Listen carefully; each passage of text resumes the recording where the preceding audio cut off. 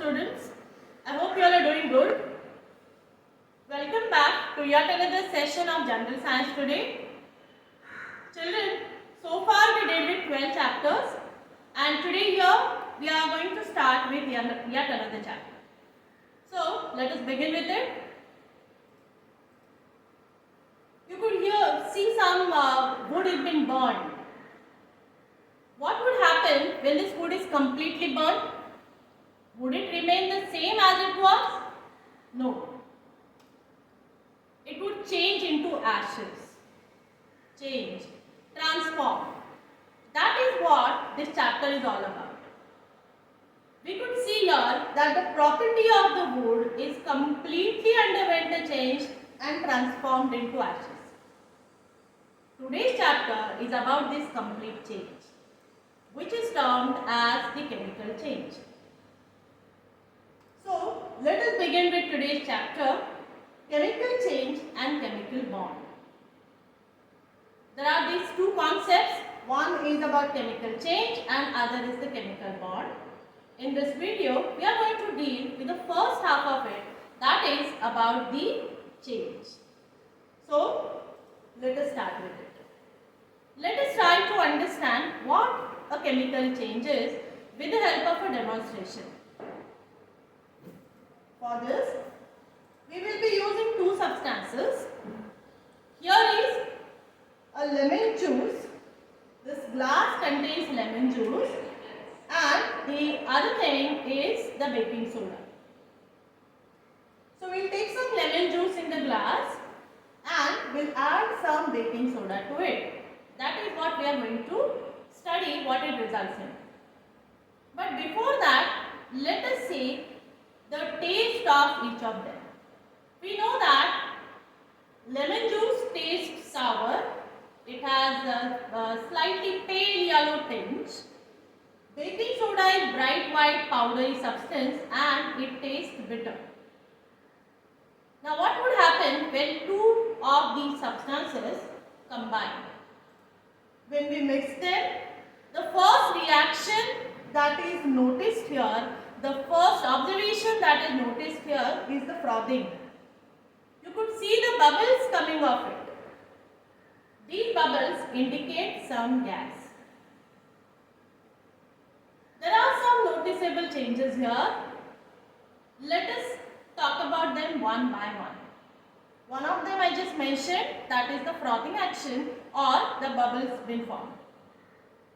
Now if we taste it, it will no more taste as it was before. Now the lemon juice will not have the sourness which it had before. It might get reduced or it might get completely disappear. That depends upon the amount of baking soda that is added. So you could see here that there is a complete change happen, there is a complete transformation happen. Although it remains in the liquid state, but the baking soda don't remain in the solid state. It gets completely dissolved. This change in the sourness, the frothing, this resulted into the chemical action between this baking soda and lemon juice. Now, this is what is termed as a chemical change.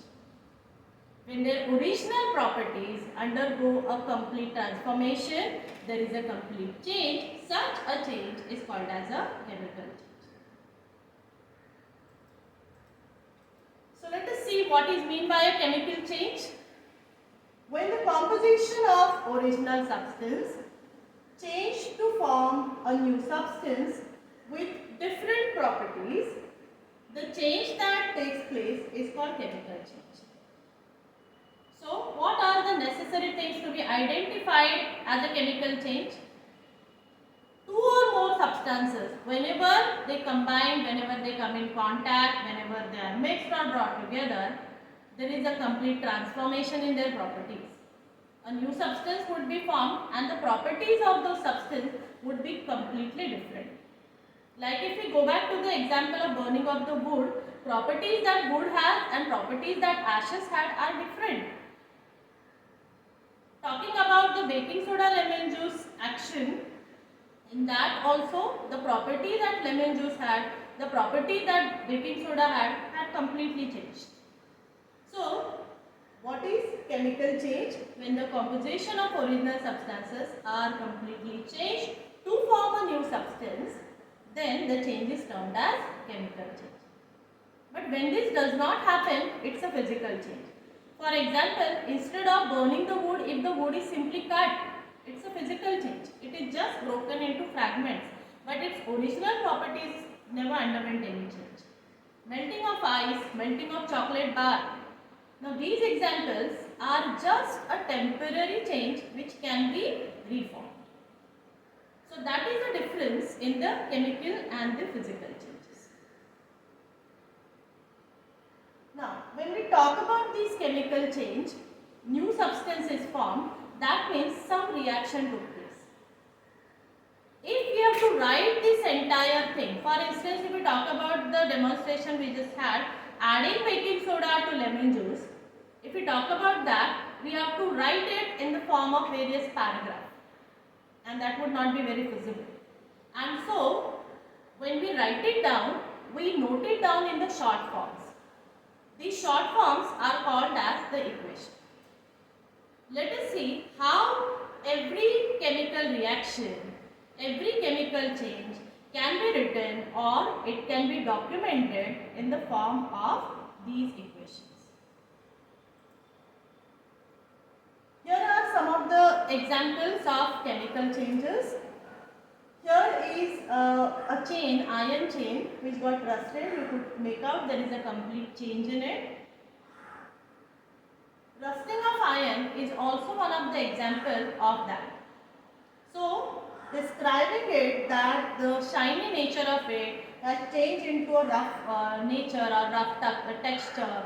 The change of the color from whitish bright to getting into little brownish red color. Now this is all description. We can document it. Yet another example, the ripening of the fruits. Here you could see the stages of ripening of a banana. It is absolutely raw. You know how does the raw banana taste? How hard it is. So comparatively it's quite hard and it tastes slightly bitterish. Then when it starts ripening, it gets more sweeter. It gets more sweeter and more softer as well. And it is completely ripened. You see the skin is turned completely black and it becomes more soft and it's very sweet. But this is not the stage which is very comfortable to eat. Similarly, the rotten chapati, rotten bread, it's also an example of the chemical change. Now, we can describe them at length, but then to write them down, we need some short forms. Let us come to the short forms. As I said, it is the equation. When the equation is written, it is first written in the form of the words using the names of the elements and the compounds, or say in short, the substances involved and the substances formed. This is what is called as the word equation. Let us take example of this demonstration that we had just experienced, that is the reaction between lemon juice and baking soda. The reaction between lemon juice and baking soda can be written in the form of citric acid, which is the constituent of lemon juice, baking soda, which has the chemical name sodium bicarbonate, and then carbon dioxide and sodium citrate. Now, carbon dioxide, we saw the bubbles. Those bubbles were that of carbon dioxide. Sodium citrate is a salt formed in this reaction, and as a result of that, you could see there is a change in the taste. There is some change also in the color. Now, all these changes describes us that two substances were involved and two new substances were formed. This reaction can also be written in another way by writing down their molecular formula. When we use the molecular formula of the equation is called as the chemical equation. The same equation which was the equation between citric acid and baking soda, that is sodium bicarbonate, which resulted into carbon dioxide, sodium citrate and some amount of water, can also be written in this form of chemical equation, where the molecular formulae are used. So the molecular formula of citric acid C6H8O7. Molecular formula of baking soda or sodium bicarbonate is NaHCO3. That of water is H2O. That of carbon dioxide is CO2. And that of sodium citrate is Na3C6H5O7. Now with this molecular formulae, the equation is written called as the chemical equation. Now let us see what all this chemical equation tells us, or let us see the details of writing it properly. In the chemical equation, if I face it, then on my right hand side there are some substances and on my left hand side there are some substances, and in between there is an arrow. So towards the tail of the arrow, that is this side of the arrow, the substances that are written are called as the reactants. And towards the head of the arrow, the substances written are called products. These are the newly formed substances. Two or more reactants are separated by means of the plus sign. So here you could see between citric acid and baking soda there is a plus sign. Also two or more reactants formed are separated by the plus sign. So between water, carbon dioxide and sodium citrate also there are plus signs. When the equation is written, it is in the form of an unbalanced equation. We have to then equalize the number of atoms on both the side of the arrow and make it balanced. Now what you have in front of you is a balanced chemical equation. But how it is balanced and all, we will be seeing that in the preceding chapters. So this was about the chemical equation. Let us study some of the chemical changes in our day-to-day life. In our everyday life, we come across various reactions or various changes. For example, combustion, which was something I mentioned in the beginning of this chapter, rusting of the iron, digestion of the food, photosynthesis, baking process or cooking process, washing of the hands, clothes, etc., fermentation reaction, working of the batteries. All these are something that we come across in our day-to-day life, and all of this involves the chemical changes. Let us talk about these everyday chemical changes. Let's begin first with the natural chemical changes. The first one that we shall talk about is respiration. The process of respiration we learnt in earlier chapter as well. So respiration involves inhalation and exhalation. During inhalation, we take in oxygen, and during exhalation, carbon dioxide is given out. Together this process is called breathing. But to call it respiration, energy needs to be released. Now from where the energy is released? This energy is released from the glucose. Glucose comes from the food that has been eaten by us and digested. So from the digested food, the glucose is combining with oxygen, and on combination of that, some new substances are formed along with energy in the form of ATP. And during this transformation, carbon dioxide is released, which is exhaled. The word equation of the same can be written as glucose plus oxygen gives carbon dioxide and water. That's the reason why our expelled air is little warm, because it has energy and it is moist. So that is due to the presence of water. So the reactants here were glucose and oxygen, and the products form are carbon dioxide, water and energy in the form of ATP. The chemical equation of the same can be written as C6H12O6, which is the molecular formula of glucose.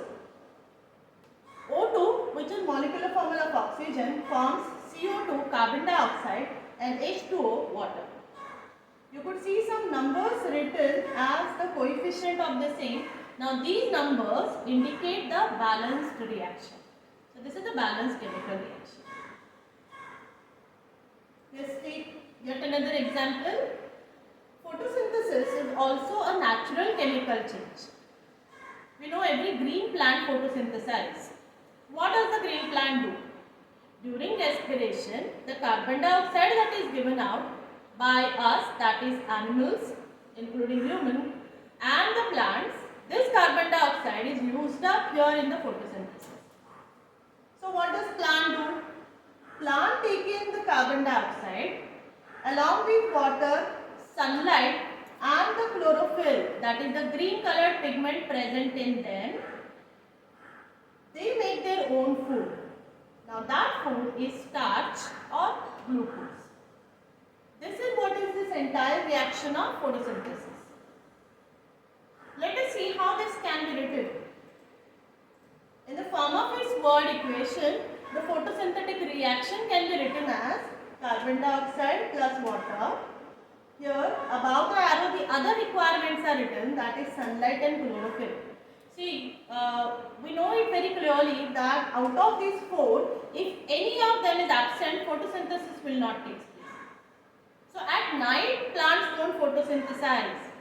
So if there is no water, if we don't water the plant, it will not photosynthesize. If the plant loses the chlorophyll, that means during the discoloration of it, due to some reason like yellowing of the leaves, etc., its rate of photosynthesis also will decrease. So these four are the requirements. But who's going to chemically combine is carbon dioxide and water. When they combine in the presence of sunlight and chlorophyll, starch or glucose, which can also be commonly called as the sugar or the carbohydrate, is formed, and in this reaction oxygen is given out. So this is the word equation of the reaction of photosynthesis. Its chemical equation can be written as CO2 plus H2O in the presence of sunlight and chlorophyll will give C6H12O6, that is glucose, and O2, that is oxygen. So these were the two examples of the natural chemical change. Let us talk about some man-made chemical changes. Let us discuss the example of combustion of fuel.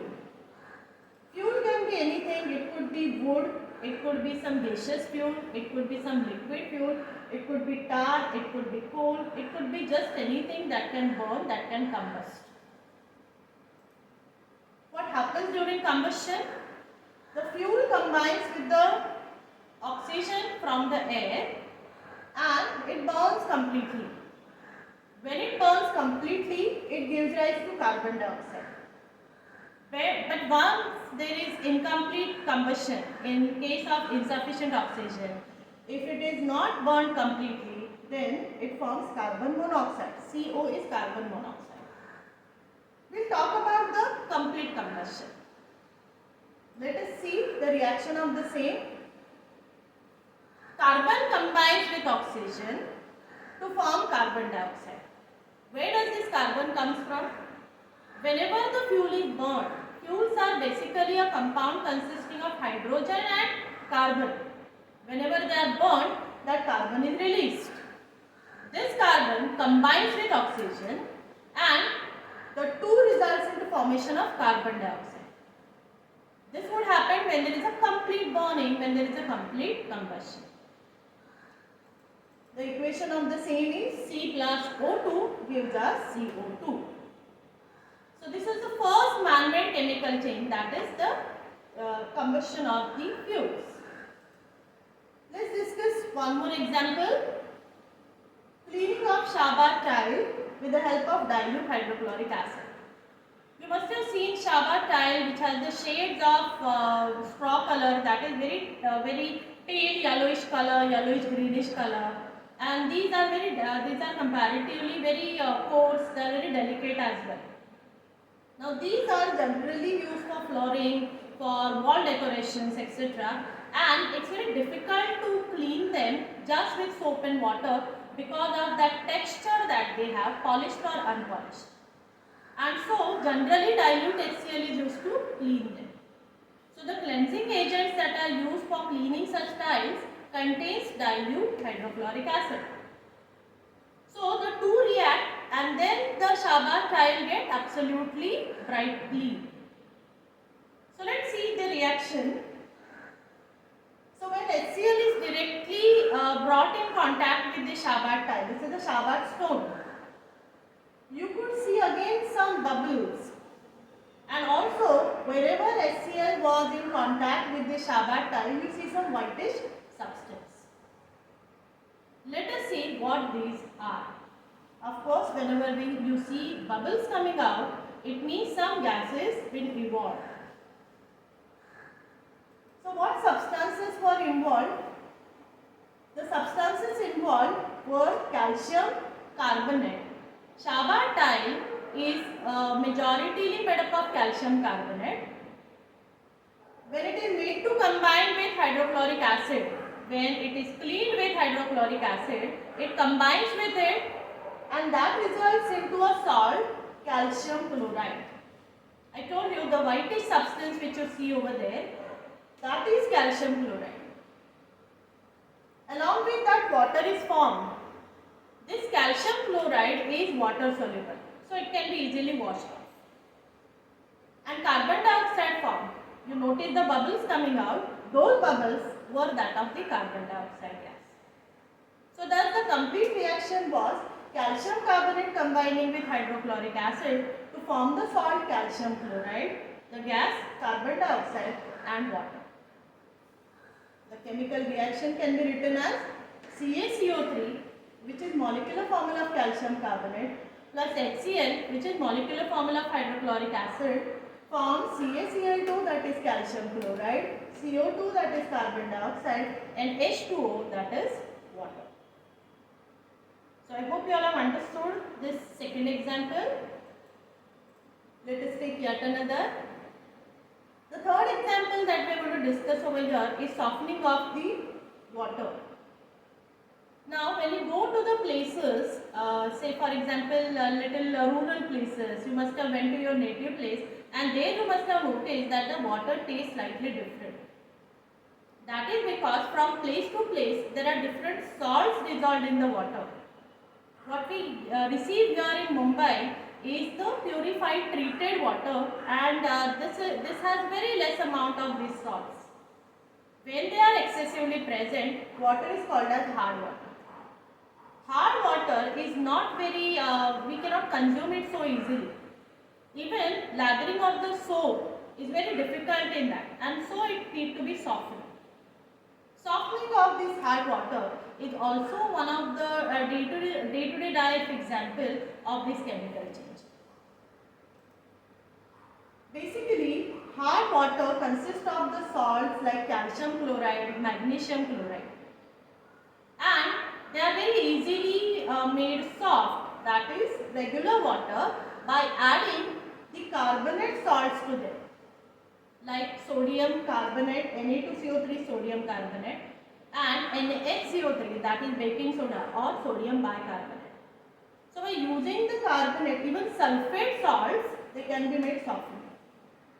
Here is one test where you could see in the test tube there is calcium chloride solution.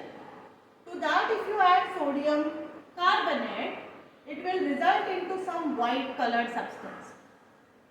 Of course it is shown here in the form of a white lump, but it doesn't appear so. It appears in the form of some white layer which is a lumpy layer, and that settles down and hence it is called as precipitate.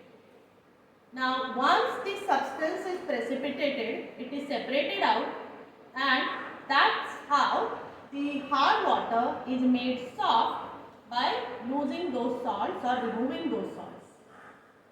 So that's how this softening of the water process happens. Let's come to the reaction of the same. As I mentioned, it could be the calcium chloride or magnesium chloride. We will talk about calcium chloride as we use the same in the reaction that we studied.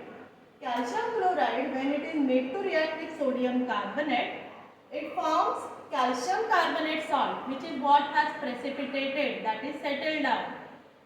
The whitish colored lump that has settled down, that was calcium carbonate. And sodium chloride, that is NaCl, is formed. This sodium chloride dissolves in water and it remains above it in the form of yet another layer. So that's how two of these salts can get separated out. So the reaction of the same can be written as CaCl2, that is calcium chloride. When it reacts with sodium carbonate, that is Na2CO3, we get CaCO3, that is calcium carbonate, and NaCl, that is sodium chloride. So this was an example of yet another chemical change. I hope you all have understood all these chemical reactions, which were the examples of the chemical change.